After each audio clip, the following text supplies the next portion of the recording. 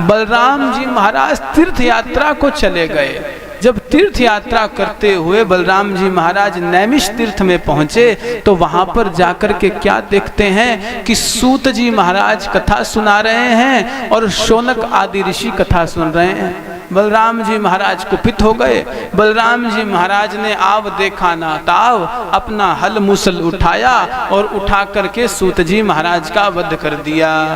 बोले ब्राह्मण के मुख से कथा होनी चाहिए, सूत कथा कर रहा है, क्या अभिप्राय हुआ?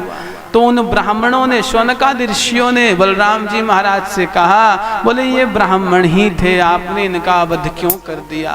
देखो बलराम जी का कोप, किसी और को कथा करते हुए सूत नाम सुन करके वध कर दिया। बोले हमारे शासन में ये नहीं हो सकता, कथा सुननी है तो ब्राह्मण के मुख से सुनो, सूत के मुख से नहीं सुन सकते। तो उन ब्राह्मणों ने कहा, उन शौनकादि ऋषियों ने कहा कि सूत इनकी उपाधि है, ये ब्राह्मणी हैं। सूत कैसे उत्पन्न हुए? सूत जी महाराज, सूत जी महाराज अग्नि कुंड, हवन कुंड के द्वारा उत्पन्न हुए। जब ब्राह्मण देवता की आहुति क्षत्रिय भाग में गई तो वहां से श्री सूत जी महाराज की उत्पत्ति हुई।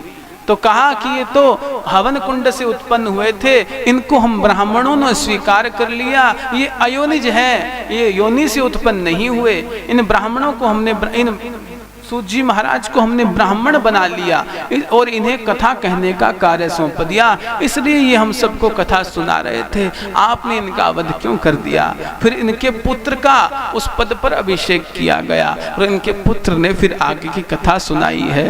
बोलिए भक्तवत्सल भगवान की।